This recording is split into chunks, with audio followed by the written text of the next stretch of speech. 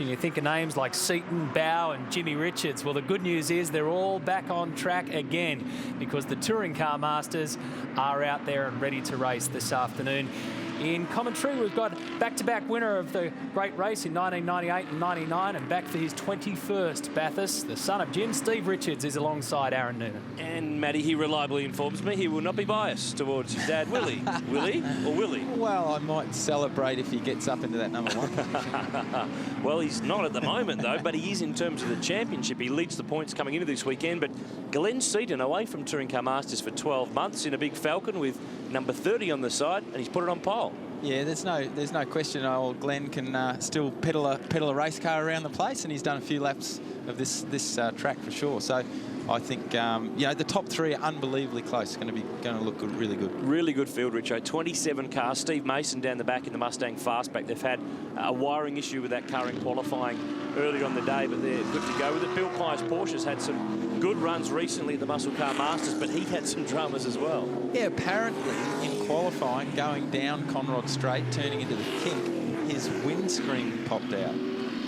I wouldn't recommend it. It's the last place you want your windscreen coming out, and I think that that might have mucked up a few guys' qualifying laps with the debris and corruption that was a catalyst from that. Here are the championship points, and it's Jim Richards on top, 29 clear of Andrew Maniki. Remember, John Bow was forced to sit out the last round at Sandown supporting the 500 after an altercation with an official earlier on the weekend. So he's gone from a dominant championship lead to now having a chase, and we're at the second last round this weekend. So he's running out of time to earn that ground back. Yeah, that's right. And isn't it great? You've got Ford, Holden, Chevrolet, Porsche.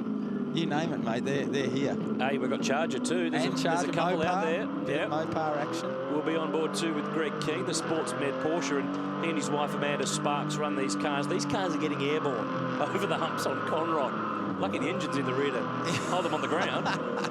It's not something I'd be wanting to do, that's for sure. A little bit different from your Carrera Cup car, I'd say. Ours are nicely glued to the ground. Thank you very much. How's that going so far this weekend? We'll see you in action so far, so good. We've had one practice session so far, and we're number 2's coming up after V8 Supercar qualifying. Great field of cars, great mix. Look at the different colours and names, and on the front two rows of the grid, I've done some numbers, 99 combined Bathurst 1000 starts between Glenn Seaton, Andrew Maniki, Jim Richards and John Bow. It's a Hall of Famer superstar front end of the grid. Well, it just goes to show too, you can never get that Bathurst itch out. You know, these guys, they could be kicking back in their lounge chairs watching at home, but they choose to get out there and get in these great old cars.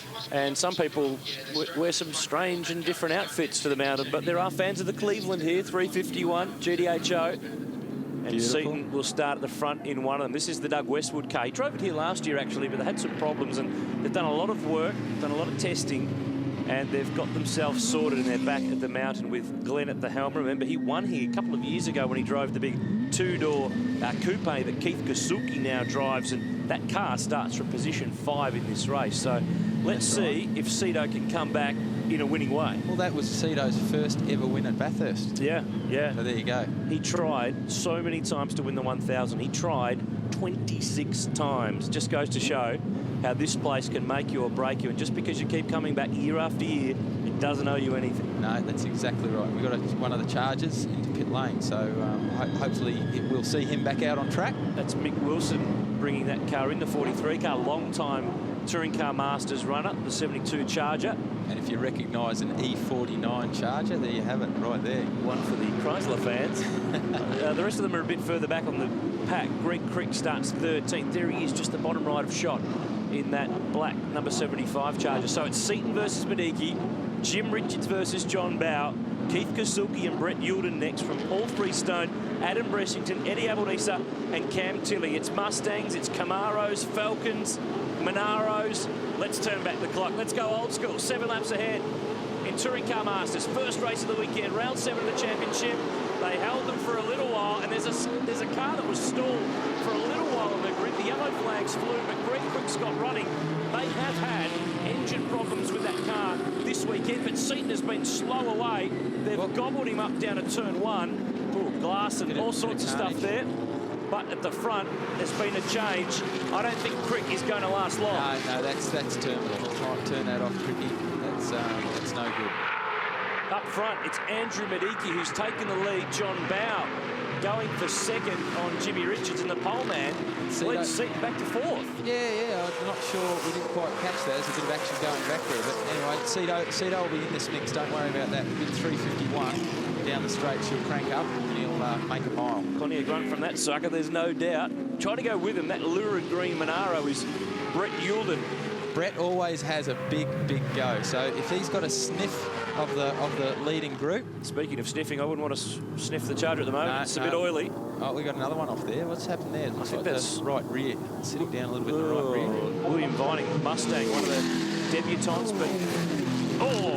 was that a car wide? Yeah. No, they'll look all right, no problem. Mediki to the lead. Oh, yeah, it was. I thought there was someone in the fence. It was a very sharp flash. It's Paul Freestone in the Camaro, and he's hit the wall at what we call the Grate over Reed Park, where you run out close to the wall and it's dragged itself all the way along. Yeah, cold tyres. That's really... and a detached tyre. Loose tyres, cold and loose. Come back. Where are you going? Or actually, that's not one of his. Oh, and that's Wayne Mercer. Safety car's out. And this tyre's keen to get back to pit lane.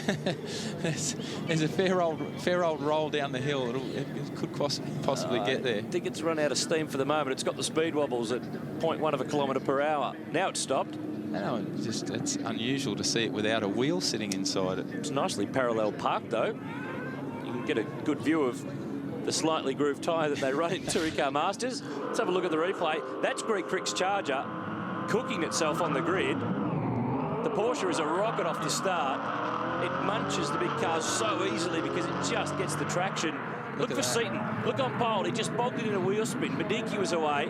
JR down the outside. Bow as well. But look back here. I'd say Cricky's things had a bit of a meltdown on the line there. There was contact too between Wayne Mercer and Andrew Adams in the Camaro. And that is another Camaro that is not how it should be. Paul Freestone in the wall, safety car on the track, and Touring Car Masters slowing on down on the first lap. Still on the track here at Mount Panorama. It's Touring Car Masters, race 1, round 7 for the old school category. This is why it's out. Paul Freestone, bang! 68 Camaro is pancaked, and it was his tyre that came off that car that was in the background there. Here it is. It's catching. There it goes. Chasing. It made it all the way around this corner. That was a massive hit. He's just gone too quick over the hill into Reed Park, into the Grate area we call the Grate, and just got it wrong. Like being out in the grass there. We call it the Grate, Richard, because there is a metal grate basically at the turning point across that run. It's become the most famous grate in any road in the world. And that corner is great. Oh, Richo, it's my job to do the bad gags. Jeez. Unless you get it wrong. Well, it's not this is not great because that car is demolishing itself on the wall. But we lost a pile of cars on the first lap. Greg Crick had some engine dramas. Mick Wilson's Charger didn't even line up on the grid. Yep. And this was the tyre off the Paul Freestone car that went for another, I guess, 200-odd metres around the corner to McPhillamy. It was trying to get home, but it ran out of puff, just like the car. That's right. And we've said before, these cars, they're old cars, but they are full-on race cars. The amount of work that goes into building these cars, they're like old-school V8 supercars. Yeah, very good point. It's not strictly historic racing. There's a lot of go-fast bits and parts for performance, but also parts for safety in this category, and it's been a really it fits this event so well. It's exactly where we've come from to where we've ended up in terms of our top level of tin top racing. This is Wayne Mercer's Falcon in the lane. He's got some damage. I think that was from the first corner of this race where he and the Camaro of Andrew Adams got together. But it's Andrew Mediki who leads the way. We're on lap 3 now under safety car. So we've really only got half a lap of green flag action. We're not too far away. They've got that all cleared up all pretty well. I would expect that this lap will go racing again. So it's Andrew Mediki in the lead, John Bow second. Glenn Seaton on pole is 4th, and this is why. Replay the start, jumps away, wheel spin, and the other 3 just get a better run. Yeah, that's right. Cedo just probably, compared to the other guys, and I know exactly what this is like from my race start at Sandown, when you haven't been driving these cars for a while, are tricky to get off the line, and if you've got too much wheel spin, not enough. Obviously, the ideal situation is just to literally drive it off the line like you're pulling away from the the lights. Here we go, Cricky's car. She is all over Cooked. right there. It made it about a quarter of the way up Mountain Straight before he wisely decided to pull it off to the grass and park. But he was still in there. He was still trying hard. Yeah. Going to get into turn 1 as well as he could. Great. Have a look at these cars, though. Camaro, Mustang and the like. It's really great stuff. There's one round to go after this weekend at Phillip Island. 6th time that TCM's been to the mountain, and only missed 1 year since they first came here. They've been a really popular part of the Super Cheap Auto Bathurst 1000. And remember, there's actually 2 classes. The Class A cars at the front are over 5.1 litres, and Class B, the Pro Sportsman category, is for up to 5 litres. But up here, if you're not in Class A with all this straight line stuff, you're probably going to struggle. Across the top, though, that's in a right. Porsche, absolutely, you're a chance. Yep, that's right. And the Porsches had a few upgrades this year for both in engine and tyre size, and they've really come into their own on some of the smaller tracks. We've actually had Porsches leading races. We've had them win too. Yep. Michael Armand had a couple of wins at Barbagallo in Perth earlier on the year, and Bill Pye won a race at Sydney Motorsport Park at the Muscle Car Masters going back, what's that, about a month or so on Father's Day, which you were there, weren't you? Weren't you driving your dad's car? I was. I was having a steer of an old 635 BMW that they made famous here at Bathurst. Yeah, parked in a sand trap at turn 1. That's right. 2 of them. See some debris there down Conrad. I reckon there was a smashed windscreen too. Back in the pack, it looked like Tony Karanfilovsky, the yellow Mustang that's about 8th or 9th in the queue. He's 10th, in fact. There he is. Have a look at the front of that car. Is that smashed? Yeah, looks like it. Brad Tilley, Cam Tilley. There's Gary O'Brien. Wouldn't mind getting rid of that bit of debris. Yeah. Whatever it is. It should be an easy fix for someone in the safety car. We're looking like going racing again. Lights are still on. Andrew Enrique is in front. We might take a quick break though, Richo, before we get back underway at Bathurst under safety car. Interested with Touring Car Masters, and Andrew Medicki is in front, and that is the place to be because this race will finish under yellow flags. It is a time-certain finish, so the Camaro will pick up its 5th straight race win in Touring Car Masters this year. He won a race at Muscle Car Masters and then all 3 at Sandown, Stephen Richards. So not the way, though, he would want to win another one. No, that's right. These guys love getting out there and having a race, and that's a real shame.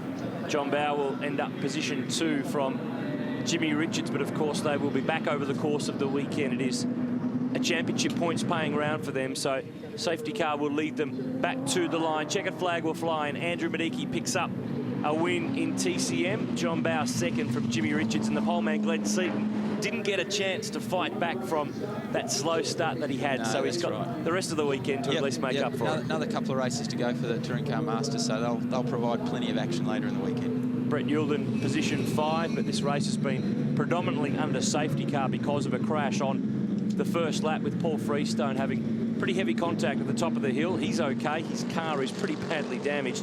Brett Yulden in P5 from Keith Kasuki, then Adam Bressington, Eddie Abonisa, Mark King and Tony Karanfilovsky's Mustang round out the top 10. TCM will be back over the course of our big weekend of coverage on 7 Sport from the mountain.